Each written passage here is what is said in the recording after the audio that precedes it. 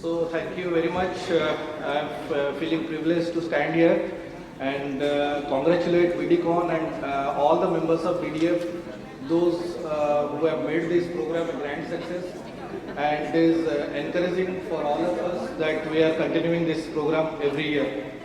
So without much of delay, my topic of discussion will be management of hypertension in diabetes. What are the recent guidelines? All the slides will be based on ADA 2024.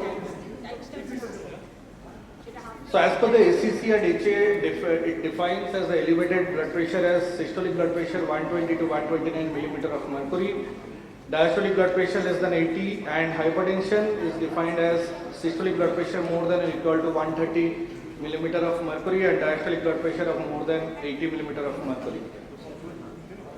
So why hypertension needs to be managed? Because we know that microvascular and macrovascular complication in diabetes itself is very high. So once a patient is having diabetes with hypertension, so the complication, chances of complication is very high. So we have to reduce the ASCVD events, heart failure and microvascular complications, such kind of patients. So we have to go for a multifactorial approach. So we have to have the proper glycemic management, blood pressure management, lipid management and cardiovascular and kidney benefits. So we have to go for the complication management. We have to reduce the complication in future and reduce the comorbidity that the patient will suffer in his or her future. So BP should be measured in every clinical visit. Individual should be, those who are found to have elevated blood pressure should have multiple readings, including the measurement on separate days. Hypertension is diagnosed when the BP is above the cuff value as average of 2 or more measurement obtained on 2 or more occasions. So individuals with cardiovascular disease will have those having blood pressure more than or equal to 180 by 110 millimeter of mercury could be diagnosed as hypertensive at a single visit event. So what is the role of home BP monitoring or ABPM, 24-hour ambulatory blood pressure measurement? So to rule out white coat hypertension, it is very important because many of the patient comes to our OPD with a very high BP, but they itself tell that I have a medicine at my home and I monitor and my BP is within normal range. So to rule out white coat hypertension, home BP monitoring is very important, and to rule the masked hypertension. To confirm or refute the diagnosis of hypertension made in the office to monitor antihypertensive treatment, home BP monitoring may involve compliance to therapy also. So what are the treatment goals? BP target should be individualized in individual patients, addressing serious potential adverse effect of the drugs and individual preference. So for non-pregnant individual, BP goals on treatment should be less than 130 millimeter of mercury. In pregnancy, threshold to start or initiate the treatment should be 140 by 80. Target BP in pregnancy should be 110 to 135 by 85 millimeter of mercury, and we can de-escalate the therapy at around BP less than 90 by 60 millimeter of mercury. So what are the treatment strategies? Pharmacological and non-pharmacological. We know lifestyle modification helps very effectively in reducing the blood pressure, and pharmacotherapy we already know what is the pharmacotherapy. So lifestyle modification is applicable for people with blood pressure of 120 by 80 millimeter of mercury.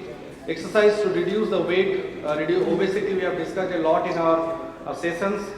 Dietary approach to stop hypertension, reduction in the sodium intake, reduction in the potassium, increase the potassium intake, moderation in alcohol intake, smoking cessation, increase physical activity. So these are the things, lifestyle changes that we should do. Pharmacotherapy, there are a lot of medication available and we are already prescribing ACE/ARB, CCBs, diuretics, MRA and other agents that can be used in special situations.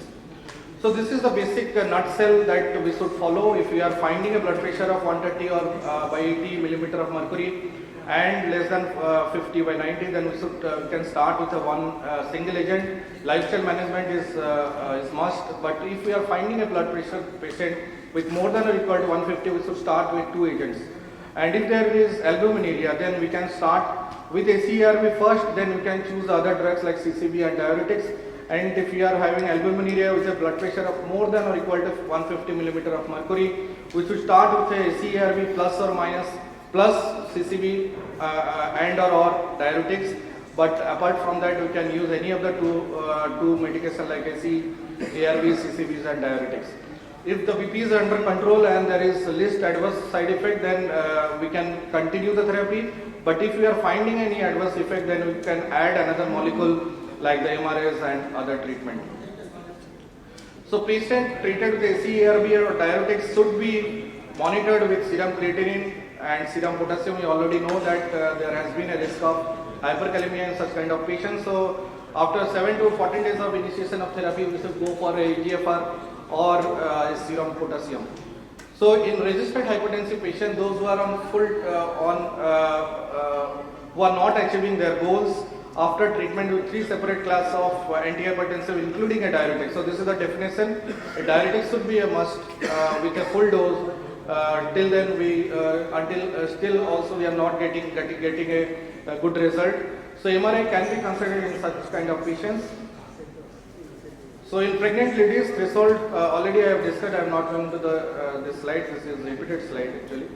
So what are the therapeutic options we are having? The drugs like ACE-ARB already I have told, but in pregnant ladies we should avoid it because it can cause fetal renal dysplasia, oligohydramnios, pulmonary hypoplasia, that should be avoided. Should be stopped in women previously using this agent if they are planning to get pregnant. This should be avoided even in sexually active women with childbearing potential not using any reliable contraception. So thank you very much for patience listening, and once again I congratulate Dr. Amitabh Vishwas and all the members of BDCon to making this program a grand success. Thank you very much.